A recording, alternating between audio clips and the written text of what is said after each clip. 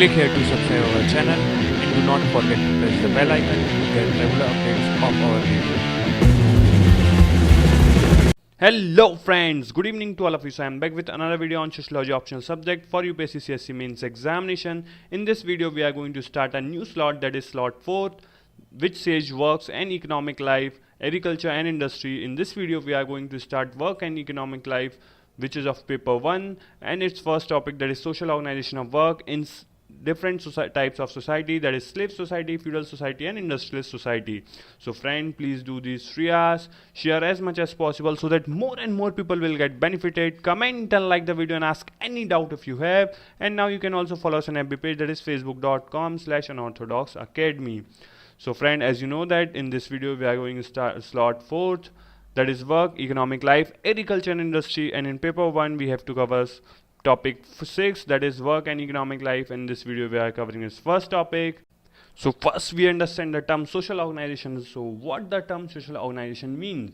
So basically social organization is a heuristic device, and the term heuristic means enabling a person to discover or learn something for themselves. So social organization is a heuristic device that is concerned with the choices and decisions involved in actual social relations. And now we see the social organization of work in different societies. So first we will consider the slavery. So slave is a man whom law and custom regards as the property of others, or basically its master. And this system was prevailing in the ancient Europe, and this system was an extreme case of unequal treatment where an individual was almost debarred from all possible rights. So in the article Slavery in the Encyclopedia of Social Sciences in 1968, it basically makes a distinction between primitive, ancient, medieval and modern slavery. And there they mentions that there are only two main types of slavery, that is ancient slavery and New World slavery. And the ancient slavery was prevalent in the ancient Rome and Greece.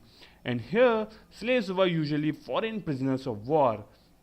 And in the New World slavery, the basis of development of slavery were colonial expansion and the racist ideology.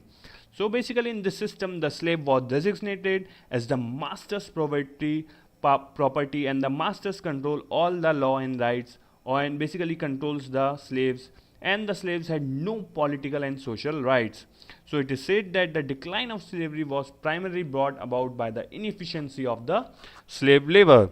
So then Marx believed that this system came in existence due to the conflict over the surplus production, in which one group defeated others, and those who control the surplus productions, they will control the relation of production by the virtue of it, that means owning the surplus productions. And the institution of slavery was a result of war in which the defeated group along with their women and children became the slaves, and because utterly depend on their conquerors like a property, and the permanent divisions between master and slaves. So thus arose which split society into two clear-cut sections, that is the masters and the slaves. And over the period the conquerors and the conquest differed in the skin color, and it became racial ideology and racial, so which Greek philosophy called the slavery by nature, or basically because God made them like this.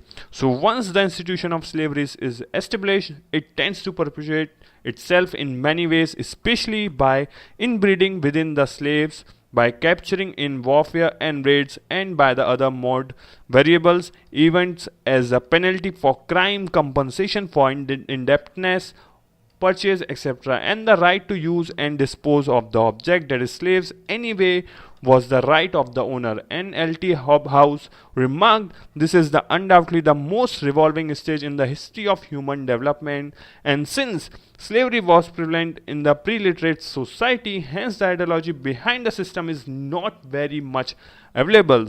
Then Alcidamas asserted that God made all men free by nature, no slaves and no masters. So then this system was abolished due to the following reasons. So the reasons behind it was first that there is a change in the mode of productions. So here basically agriculture came in the existence where men learned to use land and animal as a source of energy, which led to loss of relevance of slaves as a mode of productions, frequent revolts and violence by the slaves for the pursuance of their freedom, and the intellectual opposition criticism against the slavery systems, because now people will start it or basically become literate. So though this system was prevalent in Europe, it was also found in the other parts of world. Slave dynasty in India is also an example, when king used to give the state to their slave to rule on behalf of them, and this system was also found in America, Asia and Africa, but not as developed as Europe.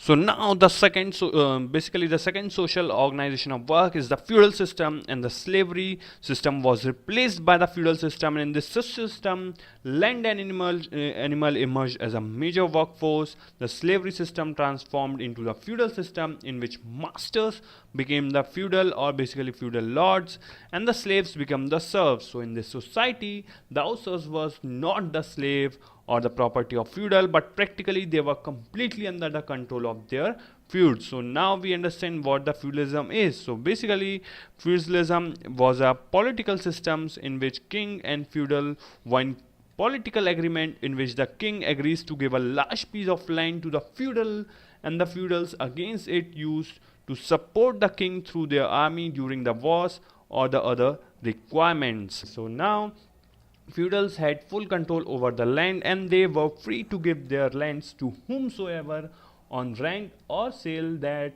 the land and etc., and their decision could not be challenged in any court of law. And in this work organizations, there were the three economic classes that will arose, and the first one is clergy. So basically they were the religious class attached with the church. Their property was free and cannot be taxed by the feudals, and it was church property basically. And the second class is the feudals, and they were the landowners. They had full control over the piece of land who used, so basically that were used to give land on rent or on the sharecropping basis to the serfs. So in history they are also known as nobles and have a higher lifestyle than the serfs, and it was a political class directly associated with the king and used to maintain their private army for the political purposes.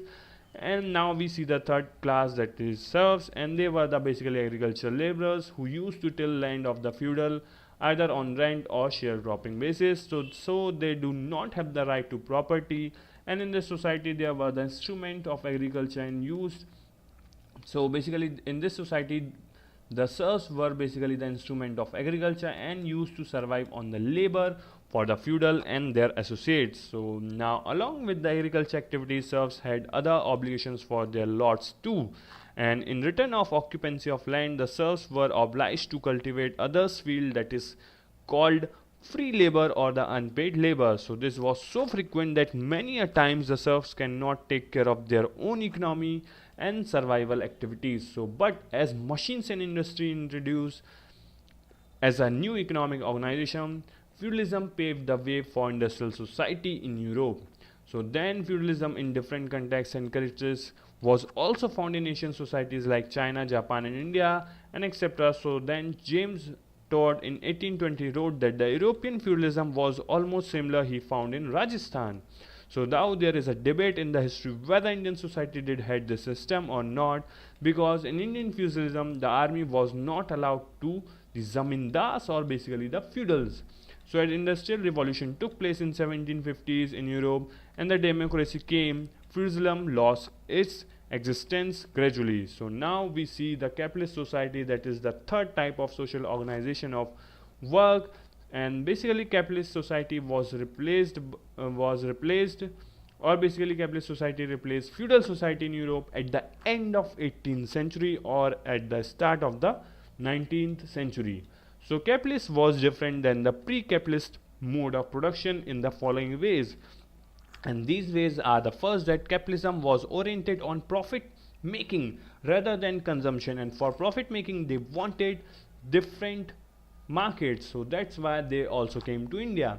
So then the capitals and machines became the mode of production, and human potential reduced to merely helping machine to produce, and the family was no more a unit of productions, and it basically now the mode of production is the industry or the machines, and the family is now not a mode of production. So the production took place at large levels and complicated work organization came into existence, which gave birth to bureaucracy also. Then division of labor became complicated, and for the first time in history women emerged as a strong workforce, and division of labor became specialized and not based on the ascriptions. That means it is not based on the birth. So here there is no the division of labor will be fully changed.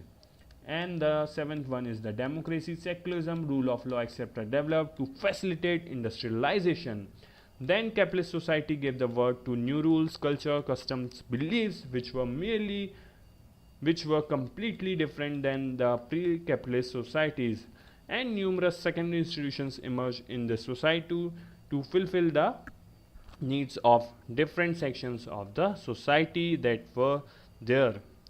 For example, we can say the doctors, engineers, and different institutions came to support this structure or this society. And this new mode of productions gave birth to an urban life in which agriculture extend family lost its economic relevance. Family become nuclear and rate of diverse separations went high, and the capitalism was later opposed by Karl Marx by calling it as an exploitative regime in which the property and profit are confined in the hands of minority, and majority were forced to live the undignified life.